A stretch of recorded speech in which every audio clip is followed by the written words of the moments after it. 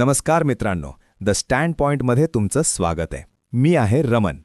पुढच्या 5 मिनिटात आपण एकत्र बसणार आहोत आणि त्या प्रश्नाचा शोध घेणार आहोत ज्याने अगदी अनुभवी गुंतवणूकदारांचेही डोके गरगरत आहे. सोनं चांदीचं भविष्य काय? हे ऐकल्यावर तुमचं भीतीचं ढग आपोआप पार दूर व्हायला हवं. चला मग सुरुवात करूया. मित्रांनो, आपण प्रथम ज्या भावनेकडे डोळेझाक करतो तीच भावना मान्य करूया. भीती. होय, भीती. कारण बऱ्याच 2 आठवड्यात आपण पाहिलंय एक अभूतपूर्व अराजक.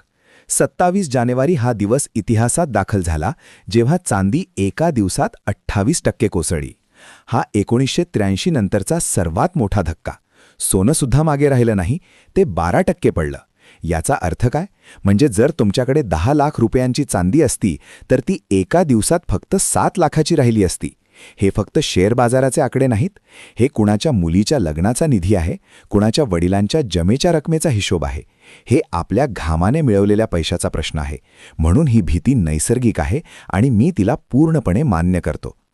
आता प्रश्न उद्भवतो, हा तुफान आला कुठून? जागतिक तज्ज्ञ 3 मुख्य कारणं सांगतात. पहिलं कारण, अमेरिकेचं राजकारण. अमेरिकेचे राष्ट्राध्यक्ष ट्रम्प यांनी फेडरल रिझर्व्ह, त्यांचं RBI च्या प्रमुख पदासाठी केविन वॉर्श यांचं नाव सुचवलं. वॉर्श यांची हॉक म्हणून ओळख आहे, म्हणजे ते व्याजदर वाढवण्याचे पक्षपाती आहेत.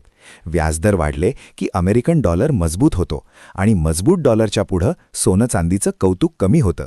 दुसरं कारण, नफ्याची कापणी, प्रॉफिट बुकिंग. सोनं एका वर्षात जवळपास दुप्पट झालं होतं. चांदी तर 2025 सालातच दुप्पट होऊन फक्त जानेवारी महिन्यात अतिरिक्त 60% चढली होती. एखादी गोष्ट इतक्या वेगाने चढली की तिला एकदा तरी कोसळून श्वास घ्यावाच लागतो. ही घसरण त्या श्वास घेण्याचाच एक भाग आहे. तिसरं कारण, चांदीचा स्वतःचा स्वभाव. चांदी ही सोन्यापेक्षा खूपच मूडी आणि अस्थिर आहे. तज्ज्ञ म्हणतात, चांदी सोन्याचं पुढचं पाऊल नेहमीच फुगवून दाखवते. वर जाताना ती फार वेगाने धावते आणि खाली येताना तिचं रक्तपातही जोरातच होतं.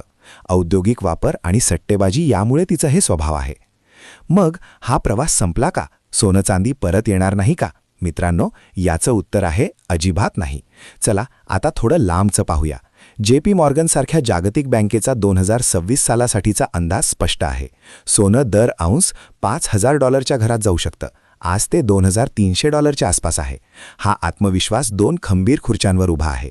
पहिली खुर्ची, जागतिक केंद्रीय बँका. चीन, रशिया, भारतसारखे देश गेली 3 वर्ष सोनं कोठार भरून खरेदी करत आहेत. फक्त 2026 सालातच त्यांनी अजून 750 टन सोनं खरेदी करण्याची शक्यता आहे. ही सट्टेबाजी नाही, ही त्यांच्या देशाच्या अर्थव्यवस्थेची पायाभरणी मजबूत करण्याची रणनीती आहे. दुसरी खुर्ची, आपण आणि मी. संपूर्ण जगात लोक मंदी आणि महागाईपासून बचाव म्हणून आपल्या बचतीचा एक छोटासा हिस्सा सोन्यात गुंतवू लागले आहेत. ही प्रवृत्ती अजून सुरू आहे आणि पुढेही राहील. आता सर्वात महत्त्वाचा मुद्दा, आपण काय करावं? माझ्या 3 सोप्या सूचना आहेत ज्या प्रत्येक तज्ज्ञ निरनिराळ्या शब्दात देत आहेत. पहिलं, घाबरू नका. सर्वात महत्त्वाचं, जर तुमची गुंतवणूक लांबलचक धावण्यासाठी असेल, म्हणजे 5-10 वर्षांसाठी, तर हे चढउतार फक्त रस्त्यावरील खड्डे-खळगे आहेत. रस्ताच संपलेला नाही. लोभापोटी मोठा सौदा करण्याची किंवा भीतीपोटी सर्व काही विकून टाकण्याची चूक करू नका. दुसरं, SIPची ताकद वापरा. जसं तुम्ही म्युच्युअल फंडसाठी करता तसं सोनं चांदीत पैसा टाकायचा असेल तर दर महिन्याला एक लहान ठराविक रक्कम गुंतवा. यामुळे भाव वर असताना तुम्हाला कमी युनिट मिळतील आणि भाव खाली असताना जास्त युनिट मिळतील. दीर्घकाळात तुमची सरासरी किंमत संतुलित राहील. तिसरं, सोनं आणि चांदी यांना वेगळं ओळखा. सोनं तुमचा विश्वासू, शांत मित्र आहे जो हळूहळू पण निश्चितपणे पुढे जातो. चांदी तुमचा उत्साही, धोका पत्करून चालणारा मित्र आहे जो वेगाने धावतो पण कोसळतो तसाच जोरात. तुमचं वय, धोका सहन करण्याची क्षमता आणि उद्दिष्ट यानुसार या दोघांमध्ये पैसा वाटून घ्या. म्हणजेच मित्रांनो, थोडक्यात सांगायचं तर, होय, हा काळ भीती दाखवणार आहे, पण लक्षात ठेवा, प्रत्येक मोठ्या वादळानंतर शांतता येते. आजचा हा कोलाहल हा सोन्याच्या दीर्घकालीन कथेतील फक्त एक भयावह प्रकरण आहे, पुस्तकाचा शेवट नाही. तुमची बुद्धिमत्ता आणि तुमचं शिस्तबद्ध राहणं हेच तुम्हाला या काळातून सुरक्षित बाहेर काढेल.